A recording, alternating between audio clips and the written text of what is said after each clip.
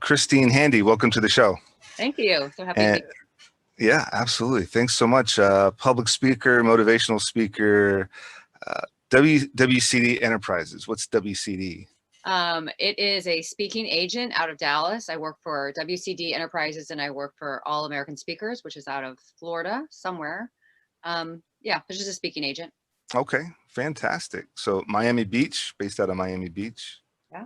Awesome, awesome. So Christine Handy, again, thanks for coming on the show. Tell me a little bit more about who you are, what you do, what you've been up to during these wild and crazy times. During these awkward times. So I have a best-selling book out called Walk Beside Me. Okay. And I wrote that book after I finished my chemotherapy. I had breast cancer in 2012 and 2013. I went through 28 rounds of chemo, and to date, I've had about 21 non-elective surgeries. And if that wouldn't push somebody over the edge, I've had a couple other illnesses.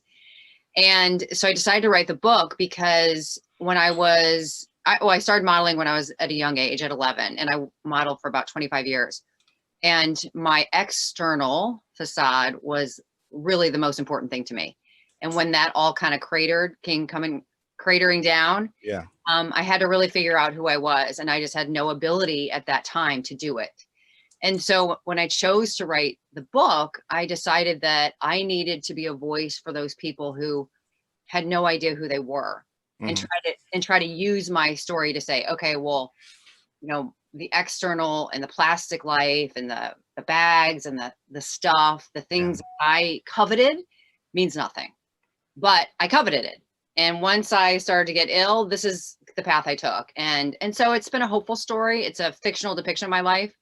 I'm also a motivational speaker, and my book is actually being made into a film right now called Willow, the feature film. Well, it's being made soon. It was supposed to start filming in this summer, but now it's going to start refilming in March. Yeah, this damn quarantine. Yeah. But like you, I've been pretty busy during this quarantine because this thing called Zoom. Absolutely. Which we all should about the stock. It's been keeping me quite busy. I've done probably more interviews, and I work for Fox News as one of their breast cancer experts from the patient perspective. And so I'm used to this platform. I've been doing it for years. And so for me, it's been kind of the same consistency throughout the COVID. Yeah. I actually have a campaign going on for the son, the nephew of a friend of mine, Landon. We have a whole campaign going on, Landon's MAFIA. He's got non-Hodgkin's lymphoma, I think it is. It's so he's at a pediatric cancer center, and I'm not wearing his shirt the one time I should be, because you're a survivor yourself. But yeah, we have a whole campaign, and all the links are in every episode to donate to his whole thing and his whole campaign. But yeah, I mean, that's definitely a life-changing, you know, complete life aspect, you know, turnaround when there's a, you know, when there's a thing like that. And I can't say that I've ever directly known anybody with breast cancer, but you know, it's much minor compared to breast cancer or cancer in general. But I had second-degree burns in 2018 just on my legs. Wow. And for me, you know, I had all these plans with my then girlfriend to, you know, propose and all that stuff, and just a week and a half in the hospital, you know, so I can only imagine. Oh yeah. You know, 2012 and 2013. 28 rounds, yeah. And you said 28 rounds of chemotherapy? Right. And that doesn't, so when you show up for chemotherapy, you have, well, I had a port, right? So they put the chemicals in the port, and you're there I was there for about 8 hours. You have to show up for that. Like, you have to have the courage to go to that event, right? Yeah. 28 times. Right. And, I mean, and I had people that came with me, and that was great. And I appreciated the support, but you're the one sitting in the chair. You're the one going to bed at night with cancer. You're the one waking up with cancer. It's a totally different story. Yeah. So, you know, there's a lot of trauma that's involved with it, but it's a choice, I believe, how we respond to it, not only going through it, but after. Yeah. Trauma is trauma, but what you do with it is your choice. Mm-hmm. Absolutely. And you said non-elective surgery. So what does non-elective mean? Well, I haven't had any plastic surgery, let's put it that way. Elective surgery would be like a facelift or breast augmentation or whatever people do Okay. these days. I've had 21 non-elective surgeries. I have a fused arm. I had a torn ligament in my right wrist, which ultimately a doctor bullied. It's a very long story. Bullied me, and ultimately my arm became fused because he left an infection in my arm for about 7 months. That was my first kind of major health issue. And my first time I kind of wondered if the medical field was actually for us, which I do believe they are, but there's some bad apples in there. Oh yeah. There's in every industry, but I unfortunately found one. And so, and after that, that's when and about 6 months after that, I was diagnosed with breast cancer. And it's through those life altering traumas, for me, that I just said, I'm not going to let this take me. I'm not going to let what that doctor did to me harden my heart. I'm not going to let these 21 non-elective surgeries, which, you have to check into the hospital. You have to stay in the hospital.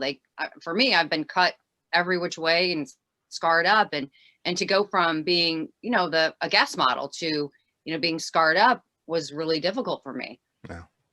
But again, it's our reaction. It's right. Like right now in our environment, it's our reaction to I don't want to talk politics ever, but it's our reaction to the politics. It's our reaction to COVID. It's our reaction to the climate that we're living in. That's what matters, right? Yeah.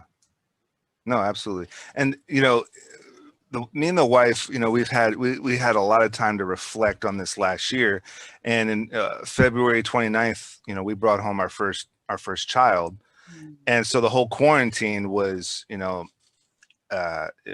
raising a kid and Wow. not being able to take him out to all these parks and all these public Wow. events, and, not hands-on with the entire family. There was, I don't think anybody in our direct family got COVID, but then there were people that my family knew that they were around, and luckily they didn't contract it from them, and so on and so forth. So all these different concerns. But for me, I'm always, the bright side of life kind of guy, where, hey, listen, we've been hands-on. We've seen every micro evolution of this kid. And that's what you have to take. For me personally, that's what you have to take away.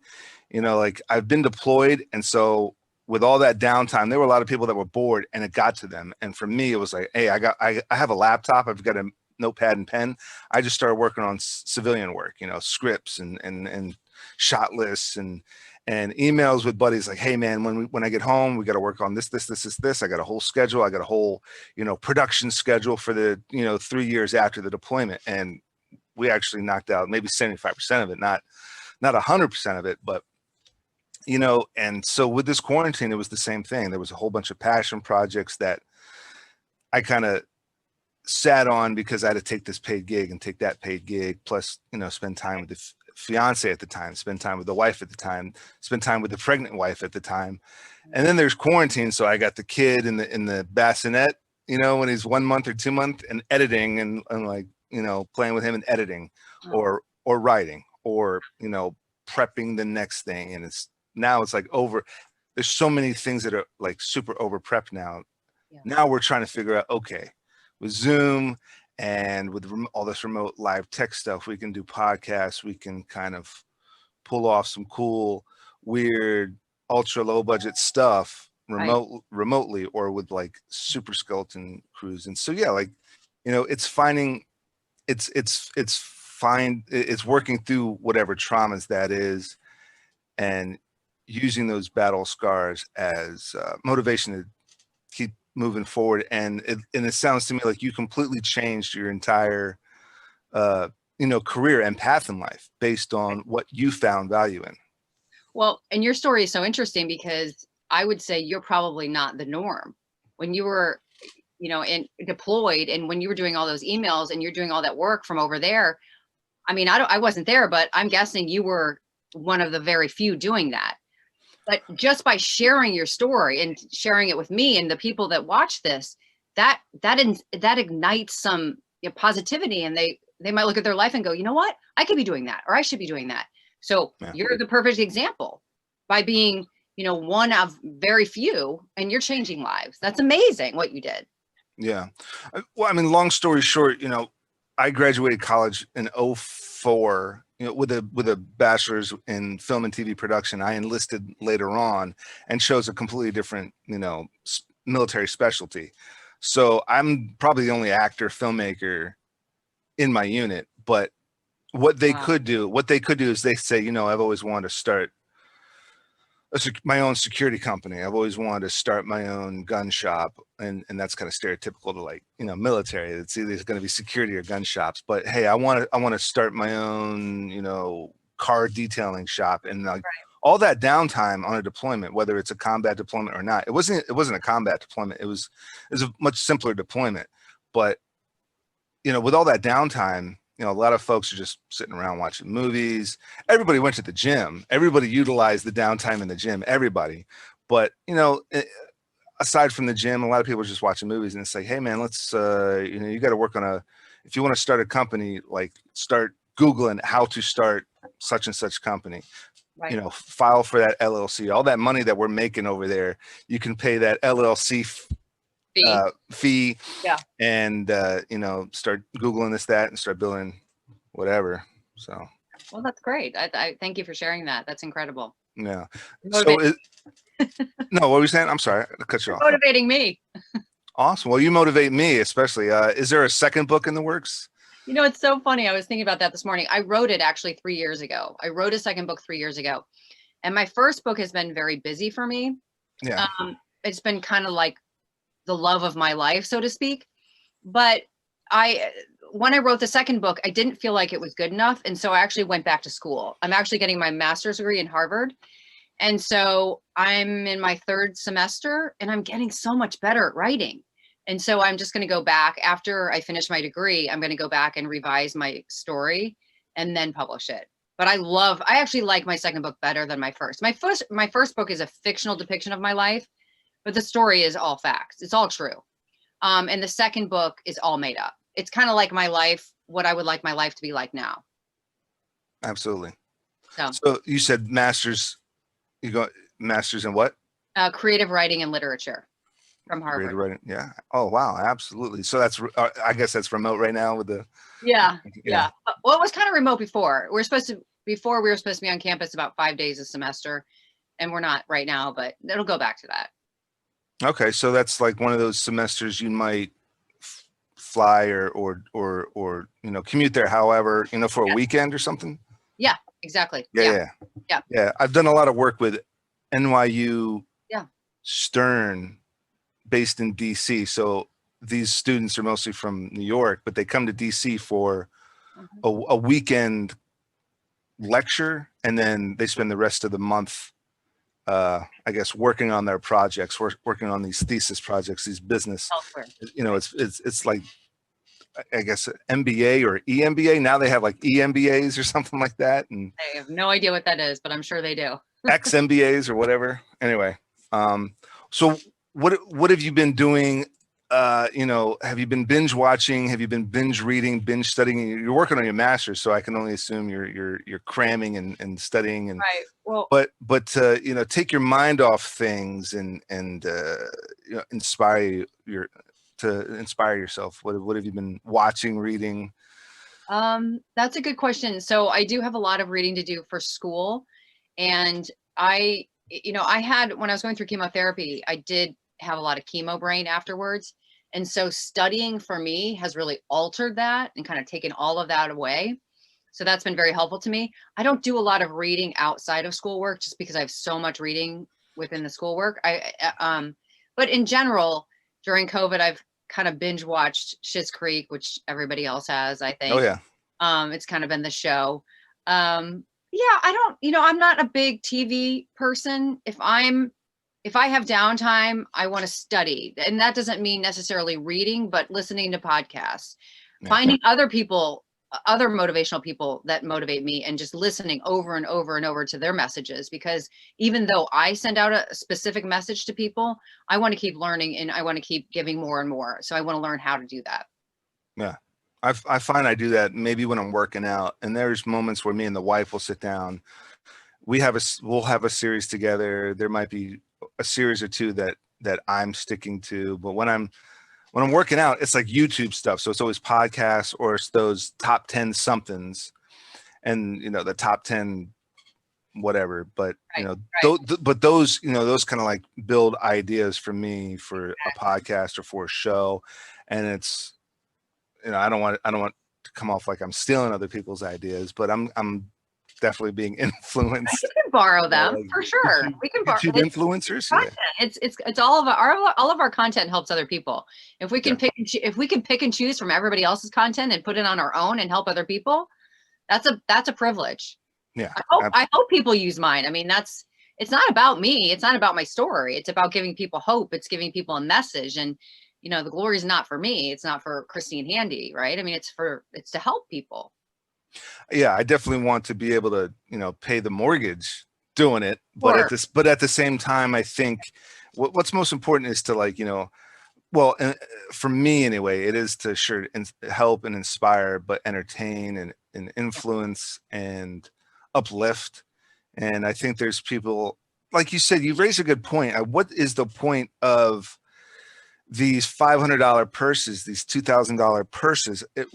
And okay, there's people that pay that money for these artifacts, but in the long run, does that money, is half of that going to charity, or is that just, you know, going to some, you know, lunatic in a castle, like all this is mine? And whereas there's a lot of folks, and what I've noticed is there's a lot of folks doing 3 times as much work for half the money, Right. to do inspiring charitable work, philanthropic work. That's a tricky word. Philanthropic work, you know, charitable work, inspiring work, community work. And clearly, I think I think that's unfortunate that there's like only you know, 2/3 of the money going to those folks to do that. Well, you know, I think it's a heart issue, right? I mean, when I was 36, 37, 38, my kids were like 8 and 10. We were taking them to their soccer games and their baseball games and whatever. And that was, I look back on that and I think that was one of the best times of my life. It was before breast cancer, it was before my arm issue.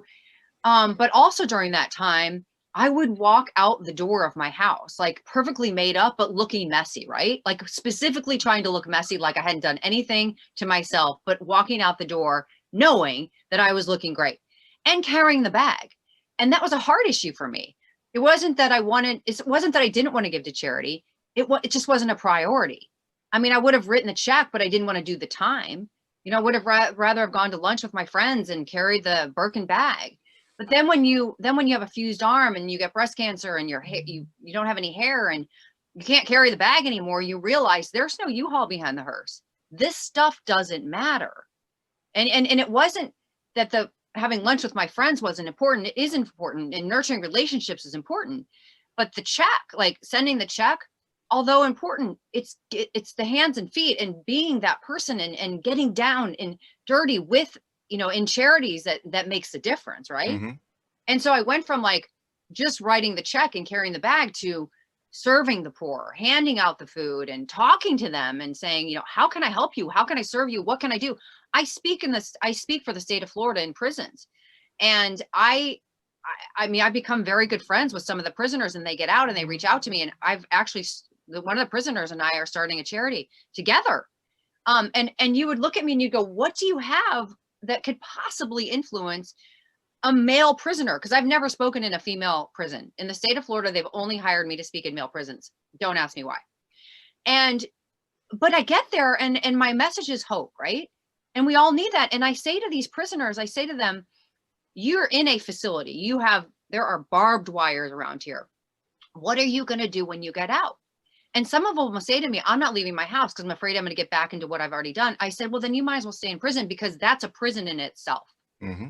And so specifically during this time in COVID, we can become prisoners, right? We can become prisoners to the news. We can become prisoners to the fear. I've already been housebound during chemotherapy, and my immune system is compromised. I'm not going to live in fear. I'm not going to not leave my house. And that's a personal preference. But for me, I know tomorrow's not promised for me. I know tomorrow's not promised for you. Tomorrow's not promised to anybody. So we have to live our best life today, right now. That's all we have. And so looking at all that life, you know, when I was 36, 37, 38, it was wonderful. But there was happiness, there was no joy. The joy comes from serving. The joy comes from being in front of these prisoners, giving them hope. That's a totally different feeling than happiness. Yeah. And yeah, you raise, and it's good. It's like prison of the mind. And I just thought of something that's not kind of similar. It's that you get locked in this kind of mentality. Me and the wife were looking for, you know, some paperwork for our kid, and we couldn't find it. And I said, listen, we'll just stop. Let me you know, I have a podcast coming up, and let me just do that. Take your mind completely off of it and just relax. And then when we look for it again, because this has happened over and over and over again, just step back, do something else, relax, take your mind off it. Don't get locked into, you know, this box in your brain. Right. And then you go back and look for it, and you're going to find it somehow. It'll just magically appear. I don't know how that happens, but by you just, oh, everything, okay, I got to cancel the podcast, and I got to cancel my work today, and because I have to find this thing. Like you really don't. Right. And so like someone gets home from prison, someone gets home from deployment, someone gets home from the hospital, and they're like, you know, if I do this, I'm gonna end up being, exactly. I'm gonna end up going back. And it's like, that's not true. I mean, you have to remember what it is that was the problem, and it's not you leaving the house. It was you hanging out with the wrong people. It was you being influenced by this, that, the other thing. It's you being locked in this kind of mental box. And if you figure, if you figure out that puzzle, that mental puzzle box, yeah, solution to yourself, then that's when, you know, you can start solving your own problems, and then maybe start helping others as well. Right. Well, it's a shift in perspective. I mean, I am the same person, right? From 36 to 41, I was healthy and thriving in our environment, right? In our community, the world we live in, most people would say I had a perfect life. But now, you know, scarred up and older, and, you know, I'm still going through health issues. This is a much more perfect life because this has meaning. That was just fluff. That was just getting by. But I didn't know who I was. I didn't even know who I was. I knew I was a mother. I knew I was a wife. I knew I knew I was in a community. I knew I had friends. I knew I still modeled at that point. But I didn't really know what mattered in my life, you know, what made me tick. And so being forced to really sit through chemotherapy and sit through that trauma and go, what really matters here? And then being able to figure that out. I mean, not just figure it out, but also teach other people. That's a gift. I mean, would I choose that? No, but if I went through all that pain and didn't use it to help other people, what a waste that would be. Yeah. Yeah. Shift in perspective and in perspective.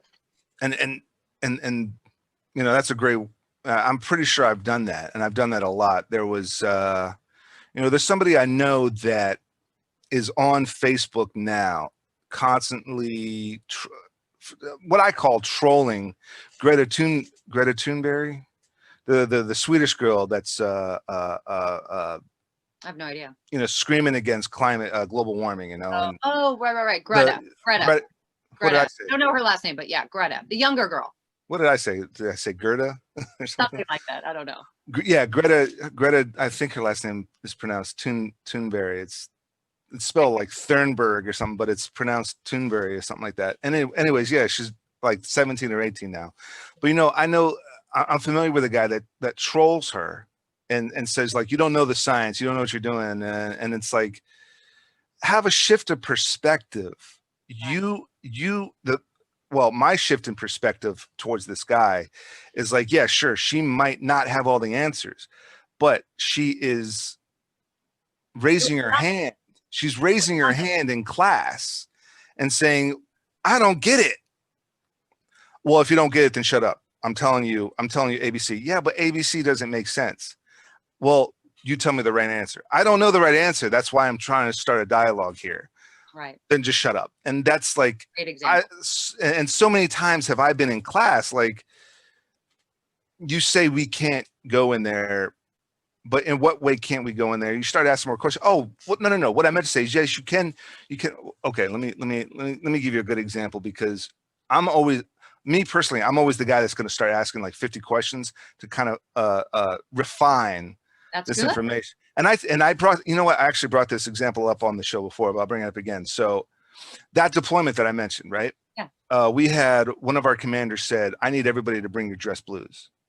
I don't even know what that is. Okay. You know, our dress uniform, you know, Okay. the fancy dress uniform that Okay. soldiers would wear, instead of just, and also we got to bring, you know, the camo uniform that we'd wear every day, because I want you to bring your, you know, dress blue uniform as well. And we're like, oh God. And so we bring it, we pack it. It's kind of fragile. You know, you got all these medals and ribbons and stuff like that. Half the unit coming home, half the unit lost their dress blues on the flight. They got to reorder it. They got to, like, you know, assemble it all again. It's real complicated. You know, it's very fancy uniform. And so he goes, why did you guys, the same guy is like, why did you guys bring your dress blues? Because you told us to. And he goes, oh, no. You only bring your dress blues if you're going to go up for, like, you know, soldier of the year, soldier of the month, you know, leader of the year, leader of the month, leader of the quarter kind of boards, you know, like these boards that you go and you kind of, you know, compete for these boards. And we're like, dude, if you had asked. And so moving on in the military, I would always be like, okay, do we need to bring it, or is it highly suggested that we bring it? oh, I highly suggest that you bring it. Well, what would we need that for? Oh, because they might be using tear gas. And so if they're going to be using tear gas, you would want to have your mask. Or if they're going to be using, if you're going to be shooting blanks, you're going to need your, you know, your vest with your magazine pouches. It's a lot of effort. Okay. So if we bring this, but not that, if you bring this, but not that, you'll be all right. Okay. You know, like, you start asking more refining questions, then you start getting to the bottom of it. But years ago, I didn't know jack shit about the military as I got into it, but I knew how to ask questions, kind of like Greta is, kind of like, you know, people need to do now. And it's the shift in perspective. Now I see why Greta's doing it. Right. You know, before you were judging her, somebody else was, but now maybe there was somebody in the past that I would have been like, oh, this person is on their soapbox again. But no, now I see it as this person sees an issue with something. Okay. Right. And based on my shift in perspective, this person sees an issue with something. They're not a scientist, but they are seeing issues. They're raising their hand. And they're raising their hand. They're saying, like, you know, at this point, you know, and I think she did like a school strike, you know, and she refused to go to school. She sat outside the school and she did a school strike, education strike, or whatever, for, prevent global warming. What is it? Climate change, something or other, you know, that whole, that whole cause. So, and I know a couple of guys that are just like, oh, Greta's full of this, Greta's full of that. And I'm like, based on what? Like, but also in a shift in perspective, I've accomplished enough to know that I know what bitter people sound like. The people that are attacking Greta don't have a platform. Right. They have never made a platform of their own, especially on a global. People in Japan and people in Australia know who Greta is. People in the US, people in Mexico, people in Spain know who this 15-year-old, now 17 or 18-year-old Swedish girl is. Yeah. Nobody knows who, you know, the gentleman that I'm talking about. Nobody knows who you are. Okay, well, let me expand on that point. Greta's not doing it for her name. She's not doing it for her sake. It doesn't matter if she is or not. She could be. Wait, I doubt it. But okay, but I doubt it. I agree with you. But we live in such a judgmental community, and we live in such a world of comparison. Like, why even go down that road? Like, why? Like, we have 12 hours today, right, before we go to sleep, or whatever the amount of time is. If we are expanding our energy on that and going, well, she shouldn't say this or she shouldn't do that, like, that's taking time away from saying, maybe I can help this person, or maybe I can teach this, or maybe I can learn this. Or it's like, how do you want to spend your time? It's a choice every single moment. You know what I'm saying? Like, I don't even understand trolls on social media. Like, I know that they do it, But again, it's a heart issue. And these social media trolls, they're lazy. They don't have their own thing to do, or they talk shit about writing a book. They talk trash about writing a screenplay. I'm gonna write and sell a screenplay. I'm gonna write a book. You're the only thing you're doing, you're writing okay, so all your Facebook posts, that's your book. And you're a troll because you're lazy. It's easier to dig at somebody else than it is to actually put forth that effort into your own platform, your own agenda, your own book, your own screenplay, whatever the case. Issue. It's a complete self-esteem issue. And that too. It is. It's a self-esteem issue. They don't, whatever. I mean, I don't even know how we got in this conversation. Shift to perspective. Shift to perspective. Them, right? You're not gonna send a message to that troll and go, you know what? You should shift your perspective, and this is how I think you should do it.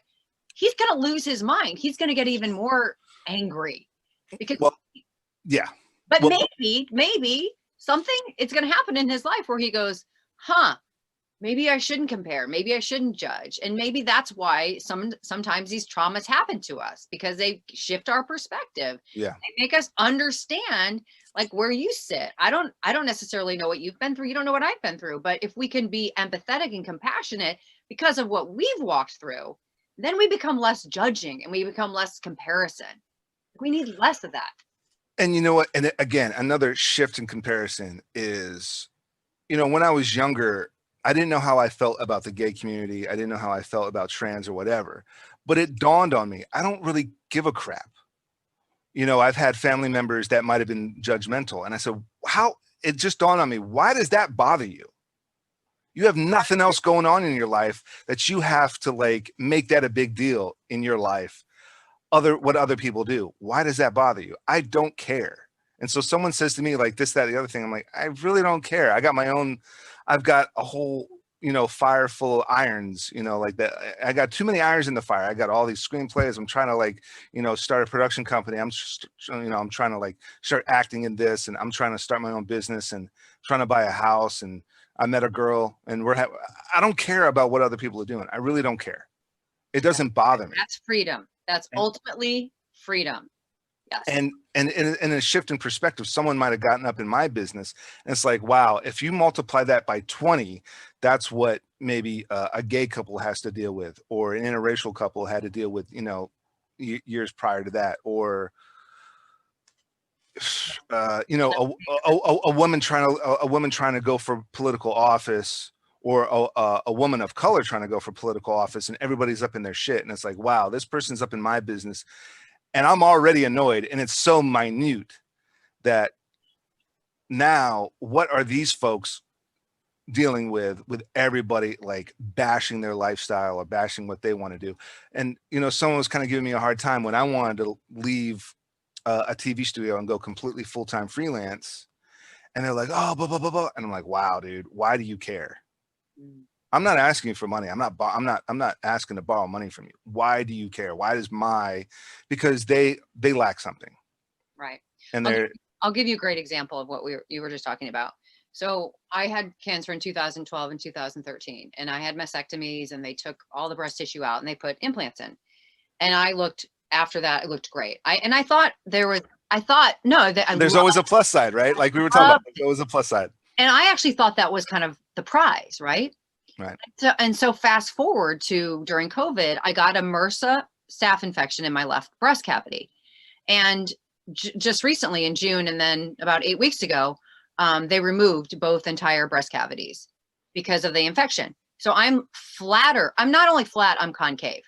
And I have a big social media presence. And so I put on the social media a picture of me, obviously flat, concave. And somebody said to me on social media, they said, were you born as a man or a woman? And why did you change? And for about 2 days, I was affected by that. It hurt me.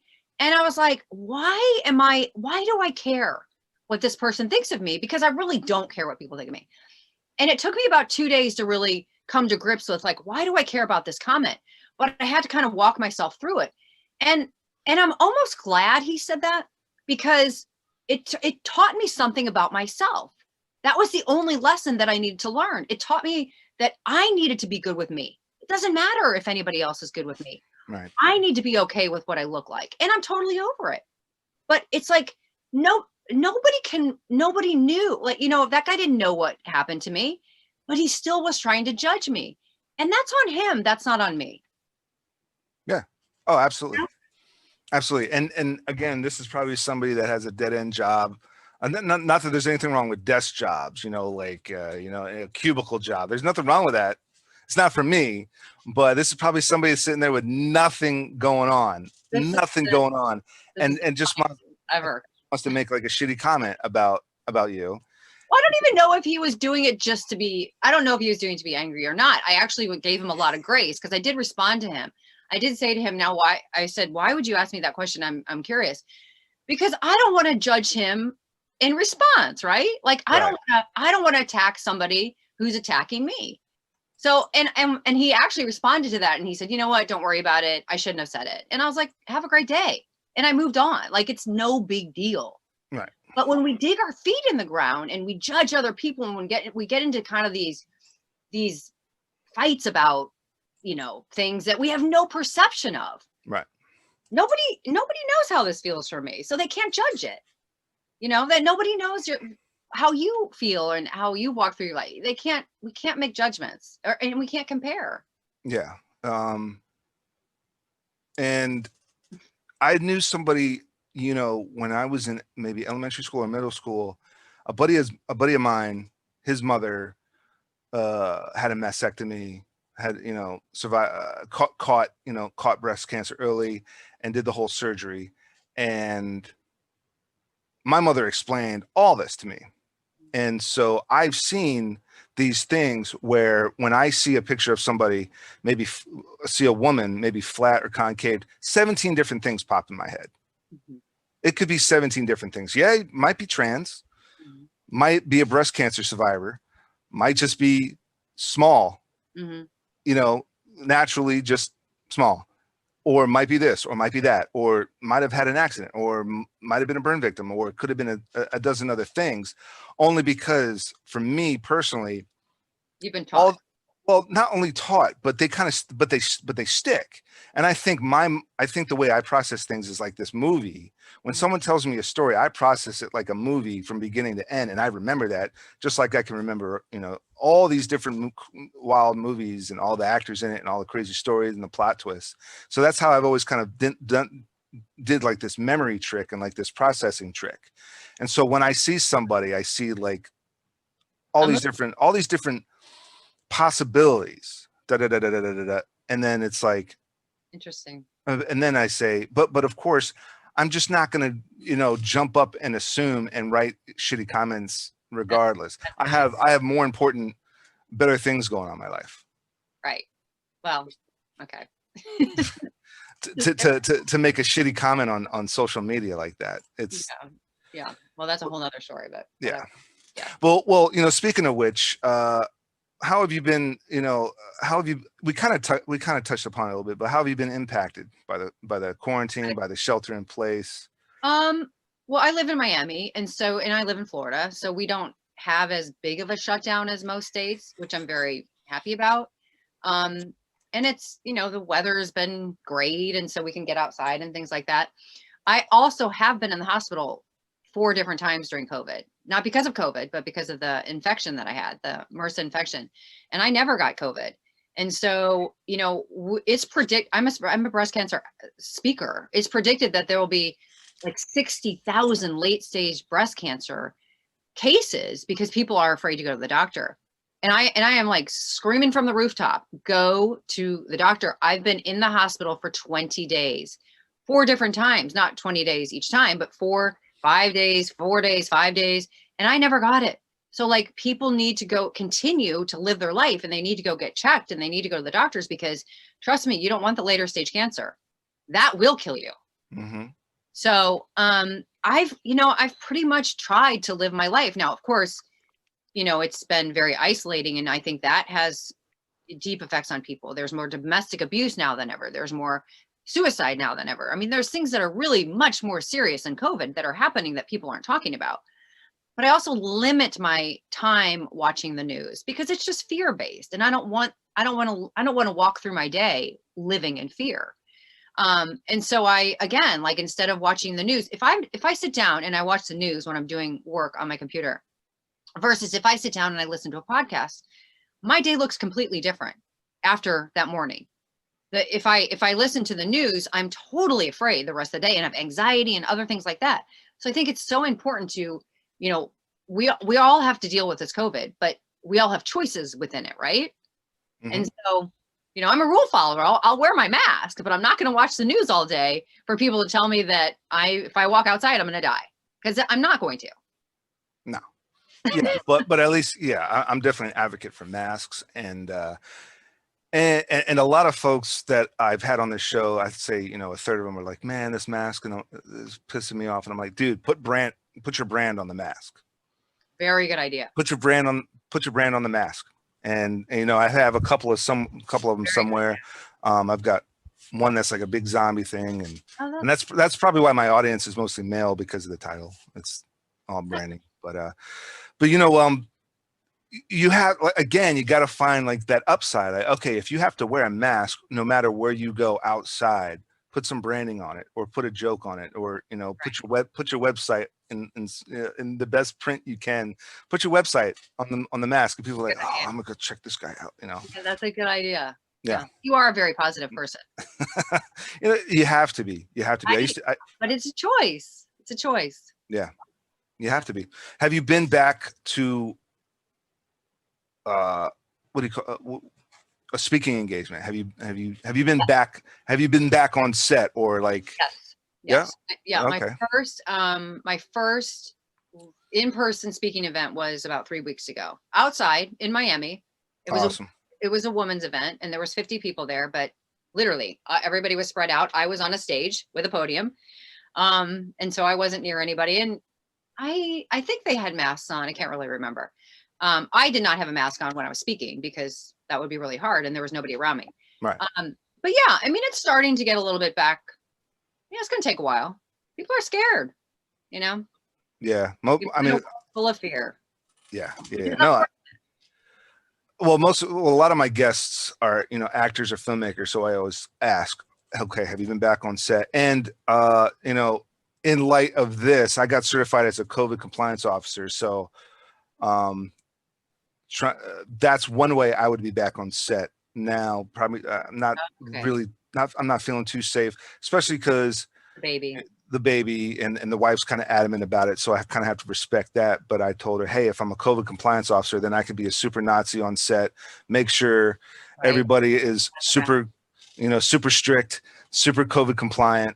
Yeah. And if I'm running it, then trust me, I'll be safe if I'm running it. But I'm probably not going to be, directing or ADing or producing or acting in anything just yet. There's like one or twosies that are local, but yeah, that's awesome. Back on stage, back at the podium speaking. That's fantastic. That's so good. Yeah. I don't mind doing it on Zoom, but I do like the energy of people being around me. Helps me. Absolutely. So again, we touched upon the second book, but with that in mind, what's next on the agenda? What's the next set of goals? I get this film made. And get that film made. Gotta get that film made. So I was approached with my book about right when it came out in 2016 from an entertainment lawyer to make my book into a film. And we had some serious talks with my attorney, his attorney, and for about 3 months. And it ultimately fizzled out. But I learned a lot in that process. And then about a year after that, a group out of Miami approached me and said, we'd like to make your book into a film. And here's how we want to do that. And I walked through that with them for about 6 months. And when the script was written with that group, the script had nothing to do with my book.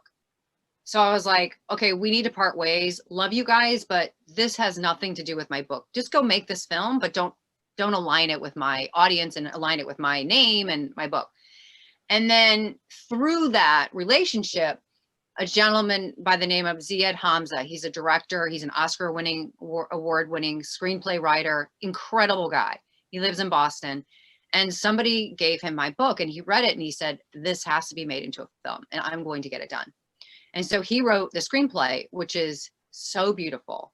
and so it really mirrors my book so lovely. The ending is different than my book, but it's actually, I think, a better, for film reasons, it's better for the picture.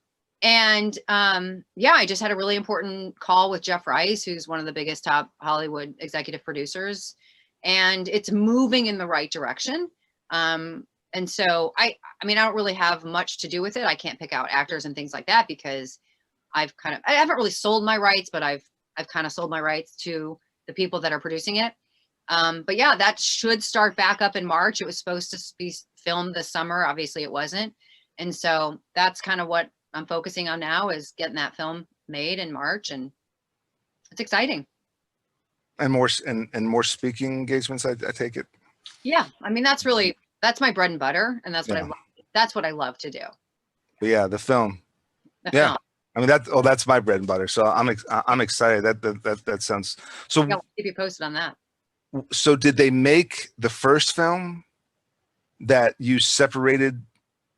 You said the first adaptation of your book didn't match. No. None of them have actually gone. Well, this is the one that's going through. So this is the one. Yeah. The second, the group out of Miami that pitched me to make the film, the screenplay had nothing to do with my book. I don't even know if they ever used it for anything. Okay. But no, this is the one that's aligned with my book and me, my name, etc. is what we're working on now. So the bad script was never made into anything, as far as you know. Okay. Not to my knowledge. Not to my knowledge. If it was probably a B-list movie and probably never made it into the film. I mean, into the big screens. I don't know. It was kind of like a sci-fi movie, and my book was everything, nothing to do with sci-fi. Yeah. I couldn't believe it, because I have no history with Hollywood, and I thought, is this what they do in Hollywood? They take a book and they completely change it and make it into a film. It was very confusing for me. But when Ziad, when the third group got in, the one that's actually making the film, he was like, no, that's not how it works. I'm trying to think of another example. Like, the first thing that came to mind was Stephen King. Do you remember Schwarzenegger's movie, The Running Man? Yeah. And so that's actually a Stephen King book. Oh, I didn't know that. That diverted so much from the book? So it was a short. So to the best of my knowledge, I don't know how The Running Man was originally released, but it was the novel was. It was a novella. It was like a short. It was a small book. He went by a name called Richard Bachman first, and he wrote like maybe 5 or 10 things under the name Richard Bachman. Okay. And then Stephen King released this big fat book with like 4 or 5 novellas in it called The Bachman Books by Stephen King. And I think that's where they took The Running Man from. But then they changed so much in The Running Man. Stephen King said, take my name off it. So they credited Stephen King as Richard Bachman instead of Stephen King. Funny. But Stephen King was already a huge author at that time, but he goes, no, not a Stephen King thing. He goes, okay, we'll make it Richard Bachman because that was your old name. And he goes, yeah, okay, fine, whatever. But it was such a divergence. Oh yeah. I think that happened. So I have the authority over the script. Oh, of course. Yeah. Well, that's not always the case, but I put that into the clause with my entertainment attorney. And actually my entertainment attorney put a clause in there that if ultimately the film, when it comes out, if it still doesn't look like what I represent, then I still have the option of taking my name off the film. I don't think that would ever happen. The screenplay totally mirrors my book, and I love it. But it's been a fun process. You know, my life is so different than before cancer, right? I mean, as a model, I was a mother and I was a model. Now I'm an author, I'm a motivational speaker, my book's being made into a film. I mean, I'm an influencer, so to speak. It's just totally different. You know, I feel like I've lived a lot of different lives, and I have a lot of wisdom. Yeah. And you know, whether it's through trauma or just through experimentation and taking advantage of boredom. And when exactly. You know, idle hands, that's true. Idle hands can be the devil's workshop, but also if you say, man, I'm bored with this, I'm going to try something new. And that's what I've always done. I went from, you know, I got a job at Discovery Channel right out of college. Wow. And within a couple of years, I said, you know, this is not production. I'm not shooting and I'm not shooting and I'm not on location. You know, it's kind of a desk job. And it was a great job. I learned a lot at Discovery Channel, but great. at some point, it was like, okay, it's time for me to go. I went to this news station. I was kind of freelance there. I was an independent contractor. And then it was just like, okay, time for me to just, pull the trigger and go completely full-time freelance. Did that. And then enlist in the National Guard, which gave me the freedom. Since National Guard is 1 week in a month, 2 weeks in the summer, there are full-time active opportunities, but also there's a way for me to just do this, part-time, and then, bounce into all sorts of different arenas and play around. Wow. And again, like in your case, unfortunately there had to be some trauma there, but it gave you this different mindset to say, okay, I'm going to switch from this to this. And I'm going to do something that is, I'm more passionate about and more meaningful. Right. But it's this area that you're able to experiment with, be happy.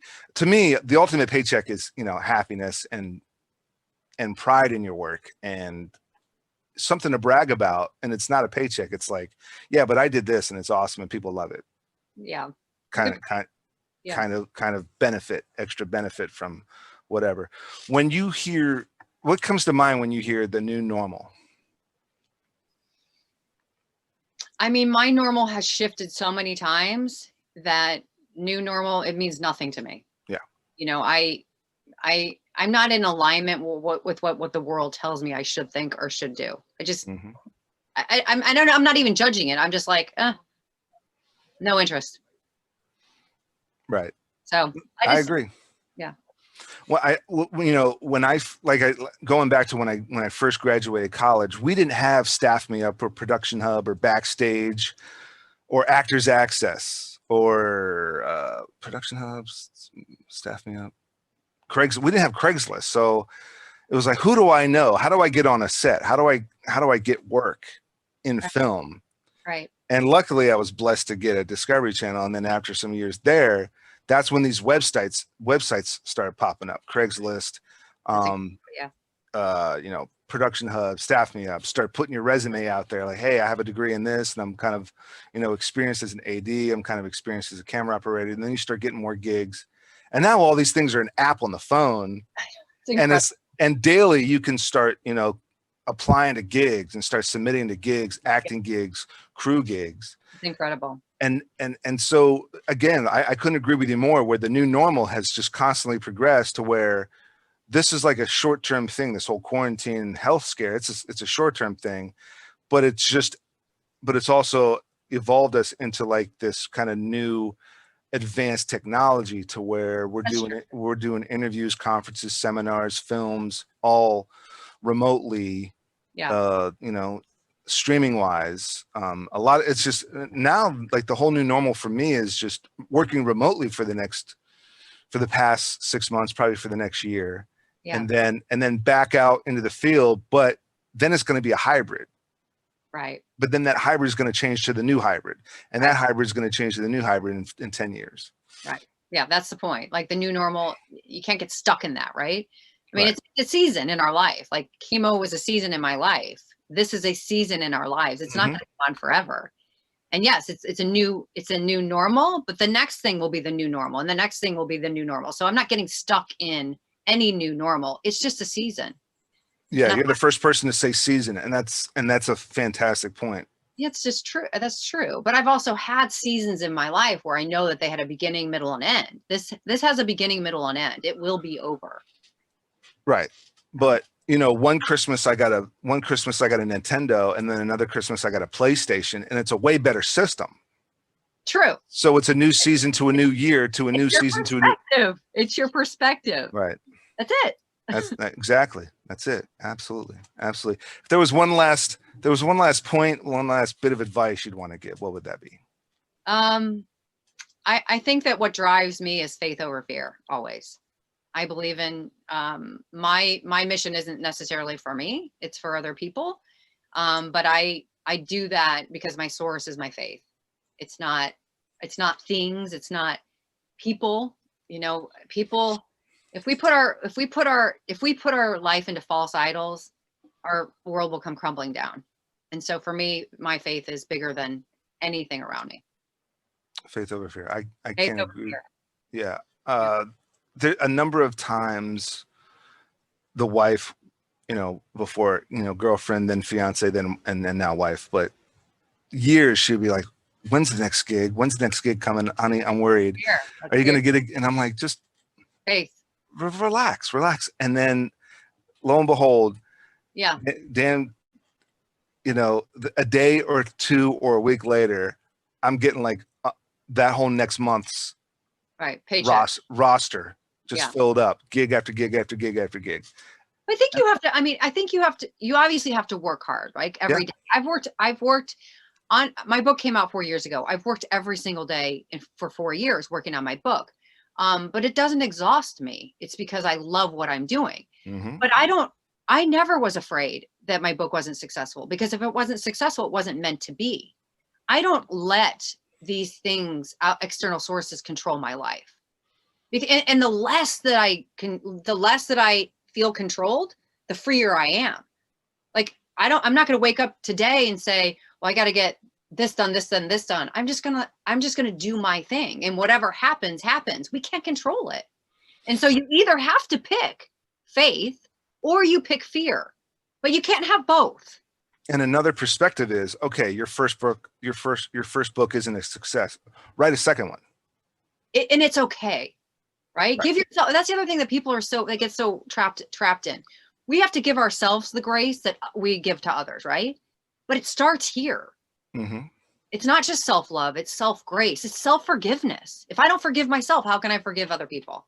It doesn't work. Yeah. And in 2015, I got my first acting gig as a cop, and the way they edit it, you know, the style of it, you know, on set, I was doing some, you know, ad-lib dialogue. I was a cop. I was like, you know, interrogating a guy. But when I see the final product, they took all that out. But it was a close-up for 5 minutes in this episode. First acting gig, right out the gate, close-up. Wow. You see, and everyone's like, oh, that's you, that's you. Right. Yeah. The next one, I was an extra, and you saw the back of my head only for like 2 seconds. Right. And I said, man, this sucks. All right.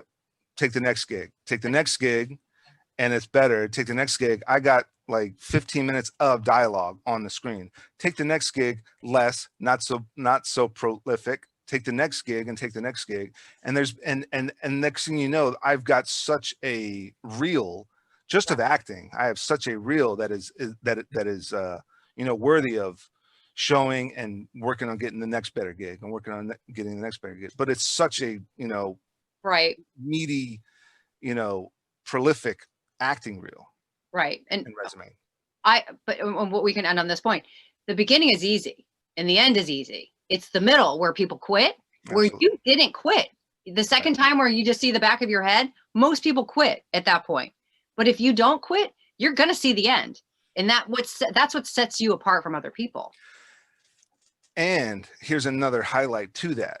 That one gig where you only saw the back of my head paid just as well as the big close-up. It was only a couple of hours. It was half the time as the big close-up. I went home and worked on my own passion stuff. There you go. And I got a nice check for literally doing nothing. And there's always a bright side to it as well. There's always that. If you choose that.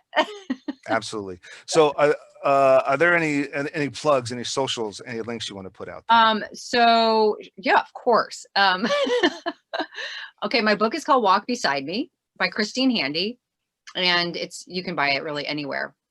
Amazon is usually the place I send people because it's so easy. And my Instagram is Christine Handy 1, and my website is Christine Handy. Just Christine Handy everywhere. Christine Handy. Christine Handy. You can find me. I'm all over the internet, but actually, fortunately, it's all good. Absolutely, it's all good social media, right? So far, so good. So far, so good. Well, Christine, I can't thank you enough for coming on. It was a blast. It was only an hour, but it felt like, you know, an hour and a half. A lot of great stuff. A lot of great content, ideas, inspiration. Again, I can't thank you again for coming on. And thank you. In respect to Christine, Landon's Mafia, the links are below. Landon, you can contribute to his Indiegogo, or you can visit his website and read his story. The links are in the description. Is a pediatric cancer center, Landon Koya, I believe is Landon Koya, Landon's Mafia. So yeah, again, Christine, thanks again for coming on. It was a blast. To my viewers, I hope I've earned the privilege of your time and viewership. I know my guest has. And Yes. until next time, you know what to do. Thank you.